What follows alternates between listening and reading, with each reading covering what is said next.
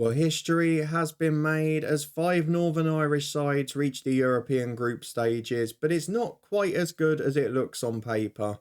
Linfield miss out on the Champions League and Larne on the Europa, meaning not quite as much prize money to those two as last year. However, we have started our Champions League group in style, and tonight we're going to get a test of how far we've really come.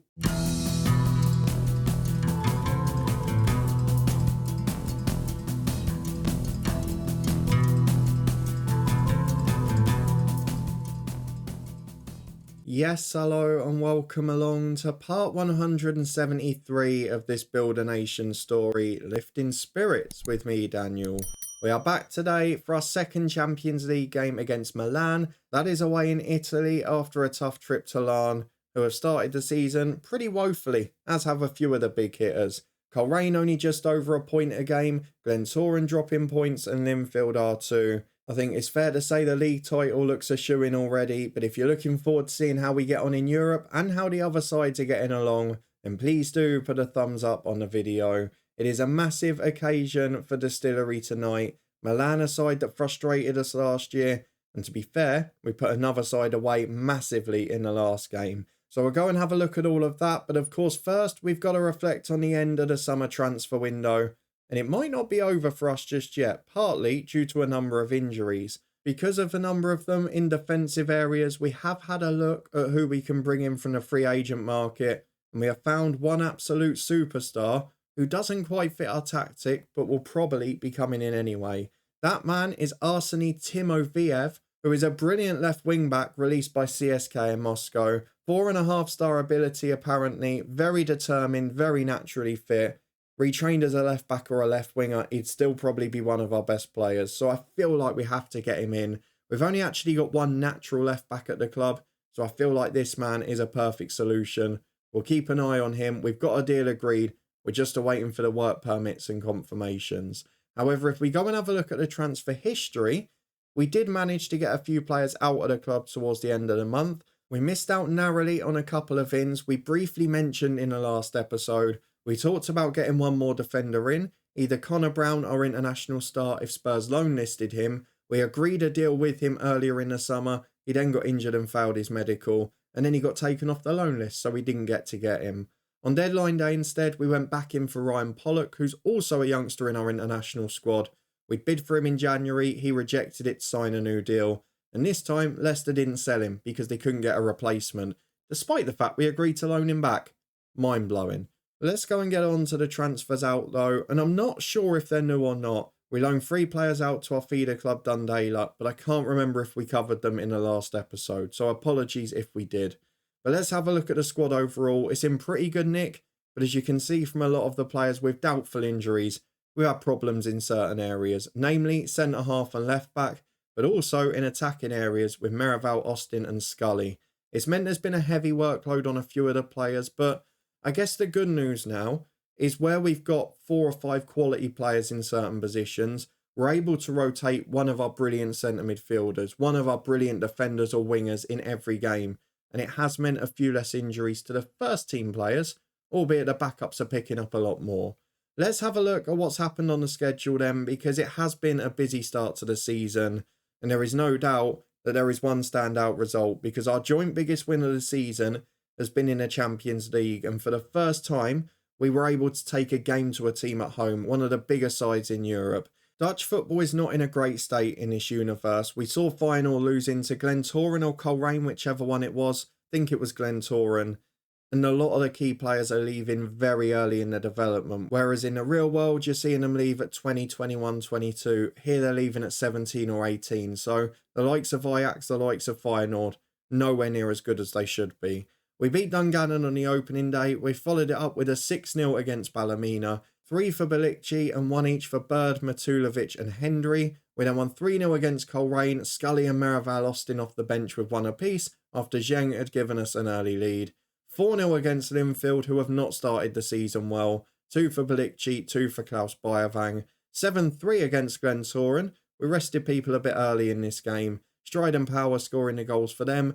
Matulovic with a hat-trick for us, 2 for Hendry and 1 for Zheng off the bench, as well as a first goal for Bo Harris. A 4-0 win against Queen's University with a very rotated side. Youngsters such as Lowry, McNair started the game. Few others like Brian Snoddy off the bench as well. But a 4-0 win, Morgan Griffiths getting one, as well as Merival Austin and David Bird. A 4-0 against Warren Point, Bo Harris scoring again, Hendry getting a brace and one for Matulovic. Then a 7-0 win against Ajax, the result of the series for me. 2 for Paleka, 1 for Xavier. Can you believe it? That was his first goal for the club. He's been here over a season. I thought it was a glitch when the stat came up. Didn't score a single goal the previous year in any competition. And now he scored 3 this season after opening his account against Ajax. We also got 4 from Declan Hendry, who is very much the striker he promised to be from his star rating after returning from loan. He scored 2 more against Crusaders as Cameron Thompson and Missalidis both got 1 apiece. And then in a 7-0 against Glenavon, Xavier tripled his goal tally for the club, as well as Montero getting a first, Paleka, Hendry, Balikci and Bayavang all getting 1 apiece too. The home attendances are great. We've had over 4,000 for every single game. Big crowds in for Ajax and for Crusaders. And it's all looking really good. But Milan away is a big test because that's a game where we were narrowly beaten at home last year. We struggled a little bit with them. Can we show that we're at that top table? We've got Real Madrid, Atletico Madrid, Dortmund to come in our group and Bayer Leverkusen. So we're going to need to beat one of the big boys to get through. Unfortunately, Linfield have not matched our record in Europe this year. They failed to get to the Champions League without Grant McCann. They've replaced him with a worse manager and they're getting a worse outcome. Not as good in the league. They drew against Ballymena. They lost against us very convincingly. And they lost narrowly at home to Hearts in the Europa League. Not a great start for them and it's a tricky group. The Europa Conference League gets underway this week. So we'll see a lot of those sides in action for the first time. That being Larne, Coleraine and Glentoran. However, Linfield were a bit busier when it came to the end of the transfer window because you were with me around the middle of August and there were quite a few big deals going on. Following that, we saw a few more. Outs from Linfield in particular with Christian Vargas, the left-back, leaving. Larne signed a few more players, so Boardman came in from Grimsby, an okay backup striker. Simone Baggio, a better striker, came in on loan from Motherwell and he looks pretty good so far. And then as we edge up towards the end of the window, a player that had been at the cusp of our international squad for some time, now 33, Tommy Doherty adds to the experience at Coleraine. And then further towards the edge again, Linfield got a loan player in from Forest who is pretty good, a centre-half at 19 years of age. Coleraine got one in on loan from Cork City who, again, not a bad little player in midfield. But most of the rest of the window was a little bit disappointing. It was more about players going out than it was those coming in. So not the best end to the window, I'm guessing because they didn't get into the bigger competitions. But hopefully if they can pick up a few results this year, we will see bigger budgets next year for the final year of this save for us. For now though, let's go and get through to the fixtures. We've got a domestic one to take care of first. And it is a big one. Away at Larne, a side that have started the season poorly, but we know they've got quality in the locker. And they have been at times our bogey side in this save. So let's close down a lot of their players. There's some stars in there. We mentioned Baggio a minute ago. Let's go and get through the team selection, pick our lineup for today, because we've got Milan away in Europe in midweek. So I might have to rest a few for this one. Okay then, it's a slightly weaker bench than I like, but I feel like we're going to have to rotate a bit in the week in a way I wouldn't want to normally, because Gavin Reid has not quite made it for this game, but should be alright for midweek, and the same for Merival Austin. They're people who normally come in today. So for now, we've had to take a few little gambles. The defence has got a far heavier match load than I like. Freeman and O'Donnell in particular have played over 240 minutes in the last 2 weeks. Owen Kidd's there on the bench, and we've got Gavin Reid there because there's no one else fit, but it's not an ideal situation. In midfield, we've replaced the 2 centre mids because Montero, again, played nearly 300 minutes. We've got to look after him. And the same out wide with Matulovic, and in particular Paleka. And then Hendry up front has been playing constantly because both Scully and Merival Austin were injured. We gave him a few minutes off for Missalidis against Queen's University, but otherwise, he's played relentlessly. So him, Paleka, Montero all stay out of the squad completely. That means on the bench, we've gone with Matulovic and Sinter, but otherwise, Owen Kidd, Morgan Griffiths and Missalidis. It's not our strongest, is it? This is the 11 in full though. It is a very strong defence. Ekon in goal with Freeman and Azier the fullbacks, Thompson and O'Donnell centre-half. Houston and Bayavang in centre midfield. Balikci stays as the number 10. then Zheng and Harris off Scully up front, and he's not going to do much of the game either. It says 45 minutes. We might try and edge 60. If we're 1 or 2 up, though, we'll let Misalidis come on. It's a very difficult situation with injuries for now. We're having to give youngsters game time. Emmett McNair is on the bench yet again. But the biggest strength of our squad now is that Bayavang and Zheng and people like that, Cameron Thompson, they're backup players. And if we need to bring someone in for a game, they're very good replacements to have. Let's go and submit the team for this one. Back in a minute for the first half. Well, 8 minutes in, there were no surprises with the Larne team selection, but we have nicked the ball on the left with Zheng. We could really do with getting 2 or 3 up here so we can rest some people. But it's not always that easy against this opposition as Houston finds Scully. Good hold-up play for Harris. Has popped up with a few goals already this year. And there's another. He's been playing number 10, centre mid, right wing. And that's why we wanted players with versatility to just come in and be backups. Because when they're playing that well, when they're contributing in 3 or 4 positions, it really makes my job easier. Coleraine dropping points again at the minute, this time against Portadown. But crucially, we are doing our bit as Houston gets the ball out to Azier on the left-hand side. Through ball towards Zheng, which is intercepted. And Tucker will get it wide. Are they playing 5 at the back? I think they might be. There's a through ball towards Baggio. He's in one-on-1. We know he can finish. And that's the problem with a tired defence. Thompson lost him. O'Donnell couldn't keep up. And it's 1-1. 20 on the clock. Defensively, we're getting found out here. Well, I've been talking up Harris. He's just picked up a bruised thigh, I think. But with 5 to the break, he's doing okay physically. It's not been the best performance this. But ultimately, and I know it sounds bad, if we can get out with a draw, we'll still win the league. And we can prioritise midweek. As Houston chips over to Scully again. He's brought down by Jackson. It's got to be a penalty. And I think Scully will be on penalty duties. But he's only got 1 goal this year. He's had injuries. It's the sort of moment you think, well, maybe he's going to miss this one. Mark Scully does just that. But the save is straight back to him. You're a very lucky boy, Mark. 2nd of the season. And he didn't really deserve it, if I'm honest. It's 2-1 Lisburn Distillery. And that is the only thing that really matters. Well, at half-time, Linfield are dropping points again as it stands. I wonder how long before Mulgrew's under pressure. We've got the warning to take Scully off, but I'm going to give it 10 more minutes. We just want to try and get through a bit more because these players on the bench, I'm probably going to need some of them again in midweek. And I want them to get through it if possible. So with 55 on the clock, I start to look at options. And now I think we have to do it. We've reached the hour mark. We're going to go for Mark Scully off for Misalidis. Emmett McNair can get a run out if need be. Oh, Harris looks all right, to be fair. So I'm going to stick him in the middle and give Balikci a rest for McNair. I'm also going to take off Houston, who himself is building his fitness up. Morgan Griffiths will come on there. And actually that means him as the number 10. And then Harris and Bayavang will share the midfield duties between them. And then Owen Kidd for now will come on for... O'Donnell looks all right, so we'll go for Cameron Thompson. And then towards the end, if we need to, we'll bring Reed on for Freeman. But for now, 4 changes made. And we're looking after the squad as well as possible. Azier struggling at left back. He's given everything he can apparently. So what do we do here with 20 to go? Thompson would have been the only other option. We're going to have to do what we've done a few times this year, I think. Unless Matulovic or Zheng can play at left back, which I don't think they can, we're going to have to go for Gavin Reed out there. 20 minutes for him, and he's got a knock as well, which isn't ideal. It's not the team I'd want out at 2-1 against Larne. But at the moment, it's needs must, and they've got a free kick. We're probably going to drop points here. They don't miss from these angles. We've talked about the wall not covering the post, and the post is what it hit. We get away with it by a whisker. Misalidis can counter now, though, to Griffiths, and this is a chance. He's off at the end of December, but what can he contribute now? Been a great servant for the club. He's the record appearance holder, but he can't make anything of it. It stays 2-1. I'm going to drop to balance here and just try and hold on.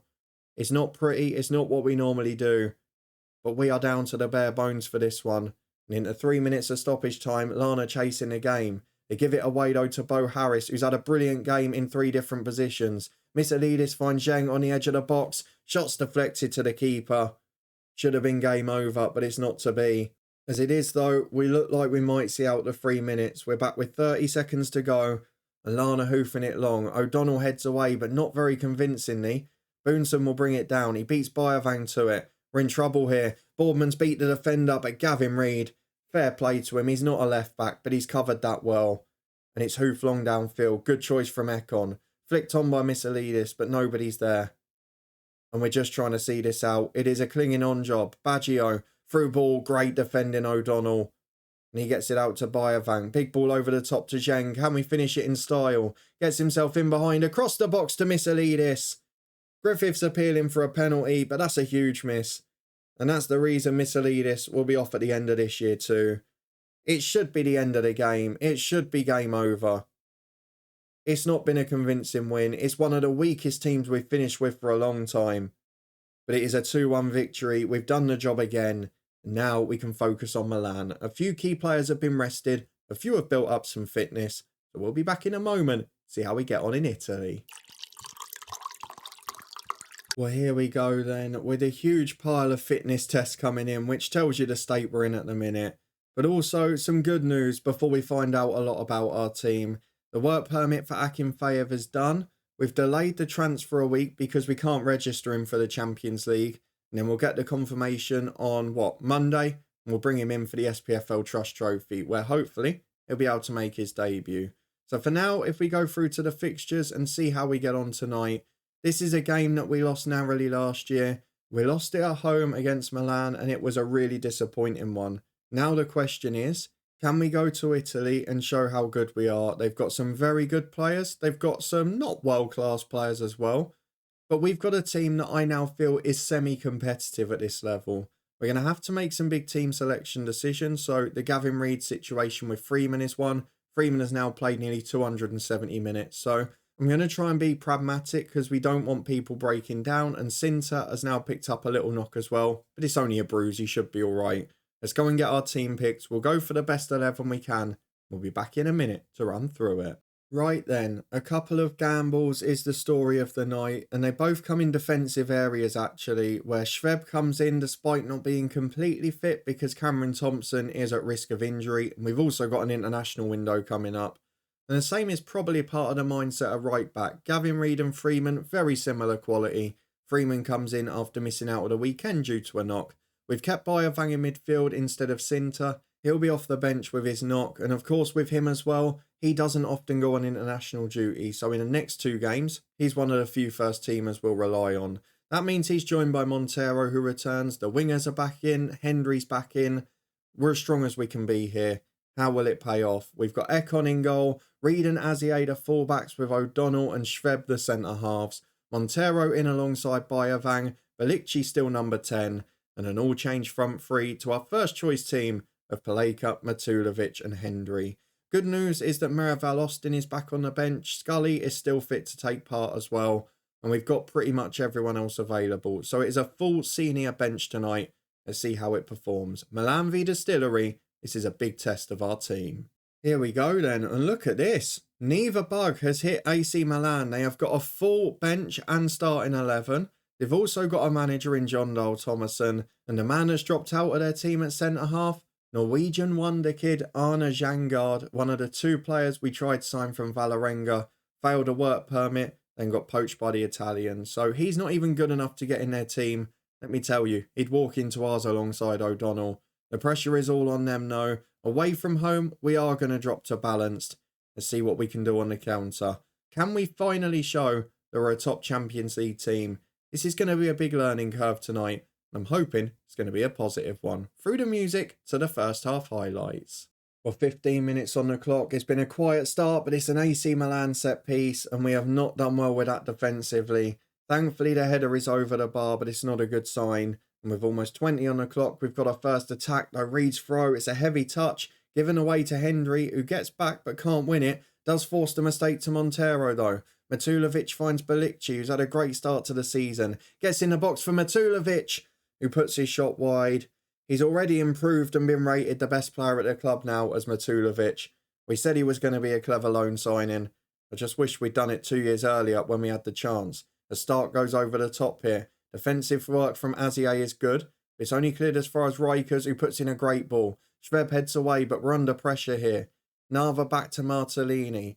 We still can't expect to dominate these games. We've just got to make the most of chances and defend well. Matulovic has done just that. Wins the ball back brilliantly. Carries it to halfway. It's a great run. Finds Declan Henry, who holds it up well. Gets to the right side of the box. Beats his man. Holds it up for Paleka. In he goes. The touch is awful. Oh, they're the moments. You can't give it away. And now we've been hit on the counter from it. Ekon makes a brilliant save. Fair play to the young lad in goal. But that is where we've got to be more ruthless. We've given the ball away in their box, and 5 seconds later, we're under pressure. As Azier gives it short to Schweb and Montero. We are getting better in this game. Montero looking for the through ball there. Doesn't quite find its destination. Arai will play out from the back. I'm presuming with a big kick here, will he? We've put them under pressure to stop them rolling out. And Arai does just that in the end. Finds Martellini into midfield. And they beat the press quite well, actually. Biasini dropping in from the centre forward role, causing us a little bit of trouble. We forced it back into their defence, and now Clark. Starker plays a 1-2 with him. O'Donnell commits. Does he get there? He does, but the clearance only finds the fullback, and Clark has it again. Into Mavris and Stark. This could go either way, this game. It's definitely more competitive. We've got a bit of an attacking edge, but Milan still look very, very threatening. As Rosales down the right, there's 3 in the middle, and there's the option. Was he onside, Guindebo? I'm not sure. VAR will check it for us. Let's see the outcome. Goal review, goal check-in, goal disallowed. Still 0-0. We're doing our job in Milan. As with half an hour on the clock, we've got a throw on the left with Azier. Been a good game so far for the neutral, but no one able to open the scoring as it comes back to Schweb and Montero. The switch is not great, but Reed does enough with it. Only as far as Stark, though, who will get the ball forward. Guindebo finds Fiassini and Nava. Good football into Rosales, and it's across the box to Guindebo. And there is the goal. That one will count, I can assure you of it. Definitely didn't look off. The flag didn't go up, so they're checking as a courtesy. This will stand. And again, we've given the ball away in a poor position. Montero not quite settled into us yet. Might take a little bit of time. He has missed nearly a year of football. But at half-time, it's going to be 1-0 to Milan. And disappointment in what has been, I would say, an even game, but Milan are on top now, as O'Donnell wins the ball back for Paleka. Can we counter them? Big ball forward towards Matulovic is poor, and Rosales gets it back for Nava and Guindebo. Through ball again, which Schweb misses. Fiaschini's in, and Ekon is fast becoming a star man on the pitch. We've got a few players really struggling up top. I mean, do we go positive and just chase the game? I don't feel like we're there yet. But at half-time, we're going to be behind. It has been all Milan, if we're being honest, since the goal. So let's go and tell the lads I want to see a bit more. We'll give it 10 minutes. If there's no improvement, we'll go positive and just see how it works out. As Guindebo at the back finds Nava. He gets it up to Fiaschini. It's easy for Milan in there. They're beating us quite comfortably. As Clark on the left, back to Mavris. Stark again. They're keeping the ball nicely. We're not pressing quite as high in that balanced mentality. Maybe we do have to go for broke. We saw against Ajax it can work, but on a tight pitch at home it's a lot easier as we nick the ball there, but only briefly. Balikci pressing really high. Mavris still keeps it though. It's a long highlight. We know it's leading to something. Rosales back to Nava, over to Fiaschini. It's going to be 2. He ain't missing that. Great chip. Oh, off the line. We cling on with Schweb. And it's downfield to Hendry who holds it up. And he's giving it away as well. Look after the ball, will you? It's something we've been so good at generally. I'm going to go positive because at the moment, we're not playing our natural game and we're just inviting pressure. Milan should have scored more than 1. Now let's see what we can do on the front foot. Azier gives it to Montero.